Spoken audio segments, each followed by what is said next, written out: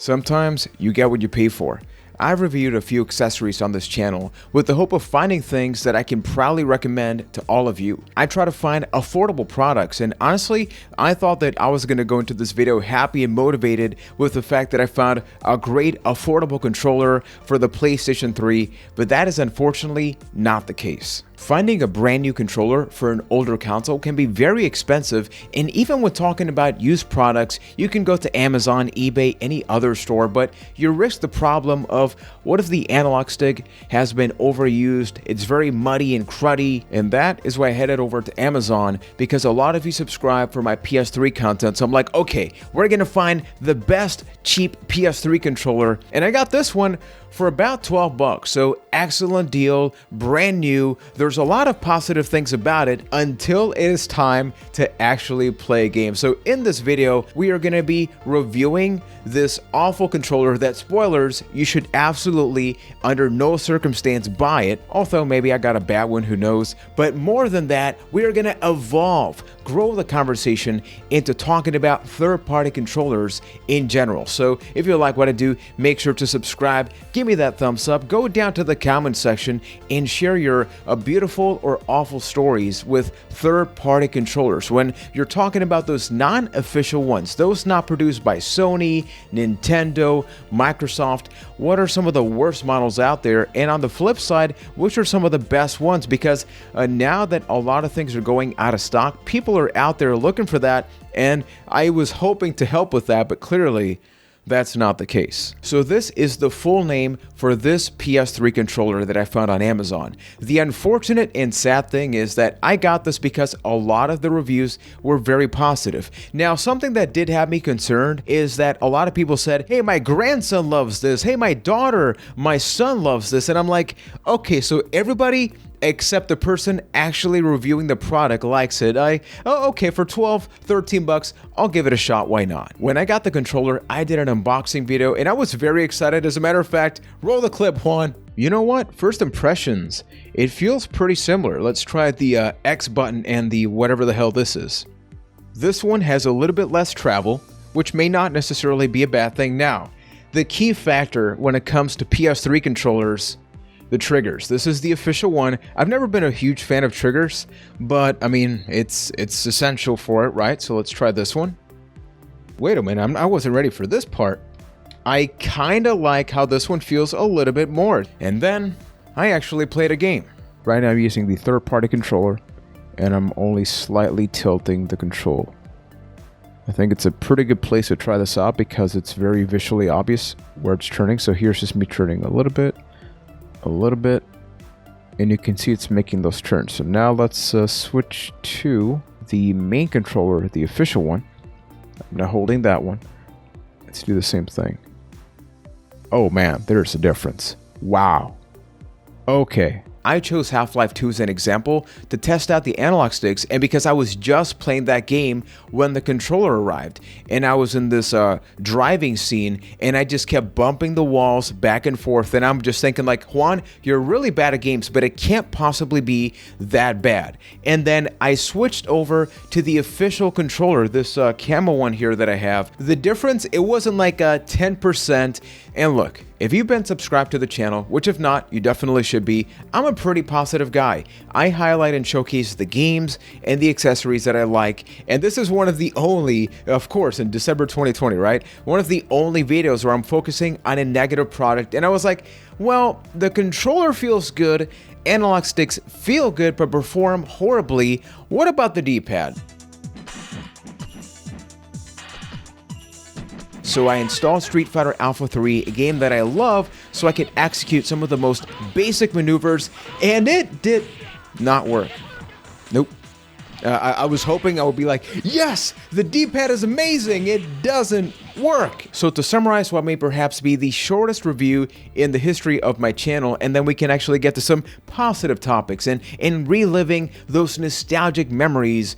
The positives, the controller visually looks pretty good. It's at an affordable price. The build quality is actually good. It's got a nice weight to it. It immediately connected to the console, comes with a cable. It did charge properly, so all of those things are good. The negatives, It's not functional. Yes, you can technically press buttons and it works, but if this doesn't feel good, should you buy any controller under any circumstance when it's like that? Hell no. Now, with that being said, I would love to know what are some of the best third-party controllers for PS3, because the only official PS3 controller that I'm using right now is this one, which is an official one, but just in case, I like to have a secondary one because my original that I got with the console, it is not in great shape. And look, I feel like this therapeutic experience of just sharing this negative experience with that crappy controller is a friendly reminder that we often take for granted just how good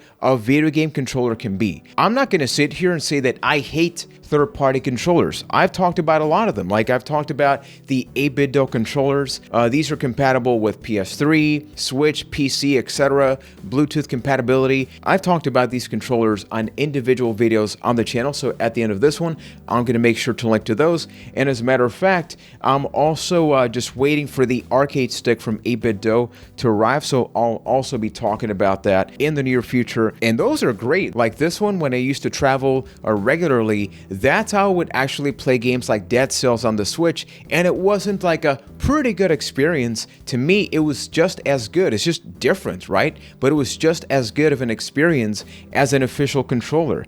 And I've had other situations like, here's an original N64 controller, and that's great for connecting to the actual console, but sometimes I do emulation on my computer, and I was looking for an authentic feeling N64 controller, and I got this one for 15 bucks on Amazon, so I'm going to make sure to leave an affiliate link in the description. It feels great. It has one major difference from the original controller, so just the quickest example is, here's me pressing an official one, pressing the B button, and here's the B button on the third-party controller. I mean, listen to that, right? It's very loud. It's fully functional. It feels great. I've beaten games like Pokemon Snap and others playing it, and I've loved my time with it. So at 15 bucks, that is without question pretty good. And third-party controllers are nothing new.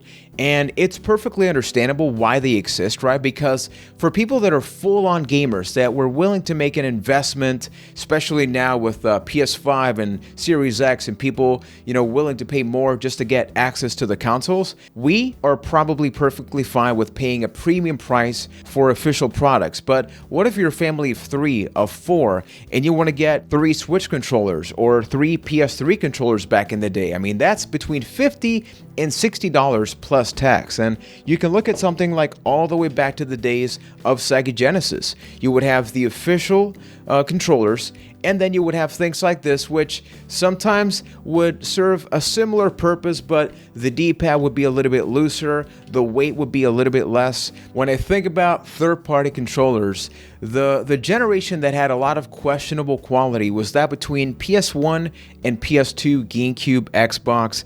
I actually have a couple of different third-party controllers here. The D-pad is completely different because of licensing. That's another thing that people don't understand, why sometimes D-pads in third-party controllers had to be very different. Even when you compare the crappy PS3 controller, you can see it has an X, but then it has an L because they can't quite do the official stuff because of licensing. And this one from Intech, that's one of the main companies that I always saw different controllers whenever I visited GameStop. And I would love to know if you're just like reliving that negative nostalgia, because I would like to call this your friend's controller. This is like the person that would go to your home, and they're not a friend. It's like somebody they found out you have a copy of Tekken 3 on the PS1 or Tekken Tag Tournament on the PS2, and you're like, you're not getting the official controller. You're getting this. That means you're going to lose, and you're going to be okay with it because everything from the shoulder buttons, I mean, this is getting stuck. And that is not from it being a used controller. I remember getting a couple of these as a kid, and even on day one, I would have to go to a GameStop or Electronic Boutique and say like, hey, no, that was a bad idea. You do really get what you pay for. I think MadCats is the other company that when we talked about third-party controllers, they were always part of the conversation. And I got this one. This one is called the Microcon. As the name implies, it's a little bit smaller. It's got macros.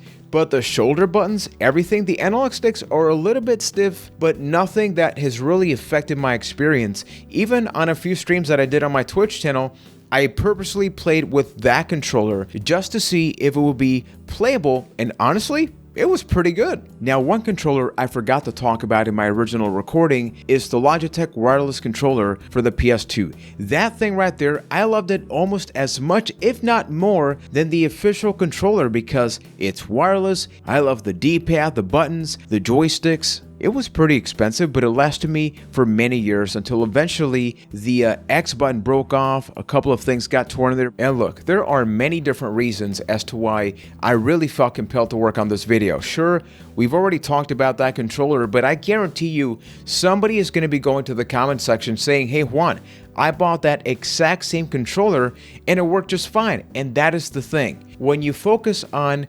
original, authentic controllers, you're not often concerned, with the exception of like drifting with the Joy-Con sometimes and things like that. There's a level of QA, that testing process that those authentic controllers go through that the other ones don't. And many times these companies are going to be like, well, okay, send it back and then, we'll send you another one. But say you bought a lot of these for somebody for Christmas. That is exactly why I wanted to work on this video now. It's a public service announcement that, look, if you're going to gift somebody a console, whether it be something like the PS5 or even the PlayStation 3, which a lot of you tell me, hey Juan, it's because of you that I bought a Wii U or a PS3. Don't be me, right? I tried and I paid the price, literally.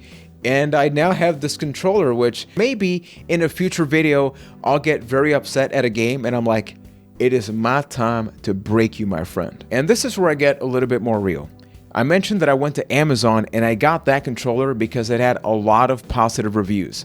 Thankfully, my channel, even though it's a very small channel, it's grown to the point that sometimes a couple of companies will reach out to me and offer me a free product in exchange for me, talking about it here. And I have openly reviewed a couple of microphones on the channel. And at the very beginning of videos, I'm open and honest about the fact that, hey, I was sent this microphone, right? I didn't have to pay a single dollar. But then I do see other companies with very questionable emails that say like, hey, post a positive review and then you can publish the video. Or hey, before you publish your video, could we take a look at the video to see if there's anything worth correcting? And when I look at that, I go like, okay, when I get a video game or when I get a movie, and whether it be me or somebody, talks about it, the director doesn't go like, well, here's the thing. It's like, we were low on budget, so that's why you don't like that scene. Or, hey, we're going to wait for the 5th patch coming out in 6 months, right? So you're not going to get to talk about that. And what upsets me is, if I'm getting those emails and I'm a fairly small channel, I can't possibly fathom how many other channels and online creators get those, and maybe sometimes they just openly leave a positive review. And somebody like myself, now when I see like a lot of like 5-star reviews, 4.5s, I'm like, is that real? Is that not? So if you're looking to buy a controller from the PS3 generation and back, my advice would be to go to a place like eBay, but be very, very, very mindful of the sellers, how many products they've sold, the reviews. If they have negative reviews or mediocre reviews, read those, because I took a chance on a recent PS3 pickup, and this is not a controller, but this is just me being honest, right? As far as like the positive and negative experiences that they have. I got this because the seller didn't have a ton of reviews, but it had a very good condition label, right? Very good condition usually involves the disc being near pristine or maybe a couple of scratches. I'm going to show you this. You go down to the comment section, my friends, and you let me know what kind of condition this disc is actually in. Yeah, let's just say I was a little bit upset when I got this because, once again, labeled very good condition. I immediately took a picture, reached out to the seller, and even though the seller accepted that the item was not in good condition, they did not send a return label. So I'm in this whole process with eBay for a $12 game, which by the way is a MotorStorm Pacific Rift.